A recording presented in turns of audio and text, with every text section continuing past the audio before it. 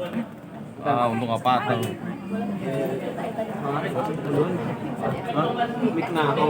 Oke, sebenarnya Ramadan ini waktu yang paling tepat ya buat mengajarkan anak-anak dan keluarga soal apa ya, lebih mendekatkan diri sama Allah, mendekatkan ibadah, karena Ramadan kan bulannya kita untuk fokus dan maksimal beribadah gitu.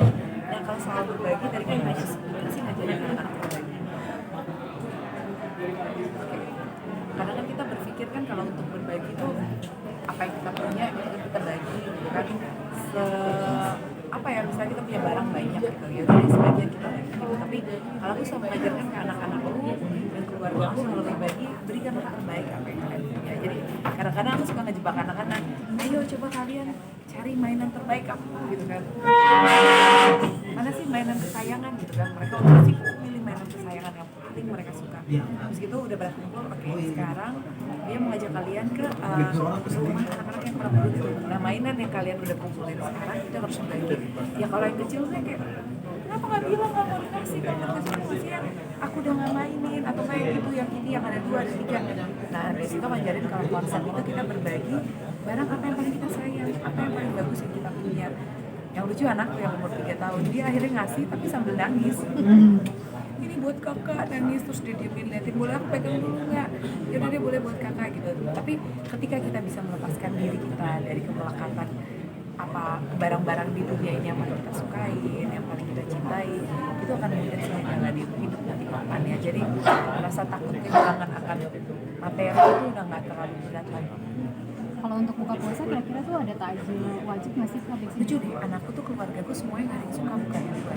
Bahkan kemarin ada anakku yang umur 5 tahun baru belajar puasa pertama, kita karena dia udah nangis tuh 2 jam terakhir nggak kuat disuruh dibuka, nggak mau, akhirnya jadi kita nonton deh biar kalian teralihkan. Nonton keluar itu 5 menit pas buka puasa. Nanti makan di restoran kesukaan kamu, enggak, aku maunya makan di rumah. Jadi cuma ngebatalin minum, buka di rumah gitu. Jadi pulang ke rumah. Jadi senangnya adalah anakku udah terbiasa buka puasa di rumah, karena di rumah itu udah makanannya yang udah baik, aman gitu kan, pasti halal. Nah, terus habis kayak gitu kita lanjutin terawih bareng. Jadi kalau nyari aku dan Mas Anung di bulan Ramadan, kita pasti buka puasa sampai terawih tuh ada di rumah gitu. Itu udah mulai kejadian dari pandemi. Jadi pandemi itu merubah pola hidup yang luar biasa, salah satunya di bulan Ramadan. Kalau dulu Ramadan Mas Anung masih suka syuting, aku juga masih ada kerja. Tapi pas pandemi itu tahun pertama kita full terawih di rumah dan full diimamin sama Mas Anung. Full juga subuh selalu jamaah. Itu bisa dikatakan banget. Jadi itu salah satu kebiasaan di pandemi yang masih kita jaga sampai sekarang, berarti udah 4 tahun.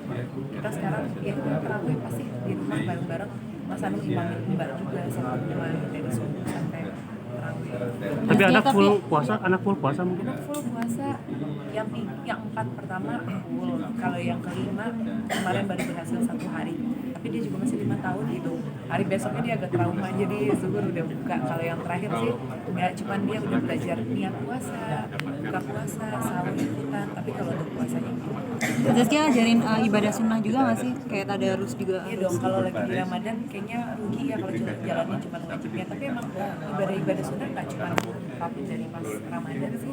Kayak anakku tuh kayak insya Allah nggak pernah putus, kayak misalnya sholat subuh pasti udah paketan sama sholat sunnah sebelumnya gitu. Jadi ibadah sunnah udah kita terapin dari sebelum Ramadan. Setelah nyiapin tahun kan pasti keluarganya beda-beda. Ya betul, beda semuanya. Cuman keluarga aku kalau buka puasa itu cuma ngemil, dia cuma makan kolak, es buah, gorengan gitu kan, gorengan terus kurma, nanti makan baru sahur. Jadi kita semua makan benar cuma sehari sekali terus sahur. Iya. Tapi ya kan di rumah yang lain mungkin biasanya pada Aku tuh sebenarnya nggak bisa masak sama sekali gitu, karena di rumahku yang masak karena dia hobi masak, dan dari emang nikah udah bilang please jangan tuntut aku bisa masak, karena aku nggak bisa masak gitu. Tapi kemarin akhirnya tiba-tiba ada satu hari Mas Anung bilang aku mau makan tapi kamu yang masak. Masak apaan? Ya apa aja yang kamu bisa lah, ayam goreng deh seenggaknya.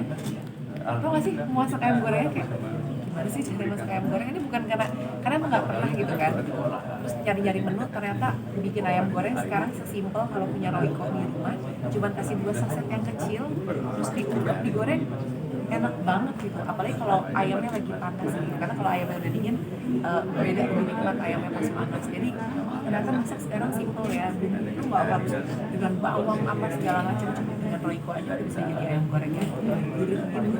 Jadi ya mulai happy, tapi ya biar masak lebih dikit.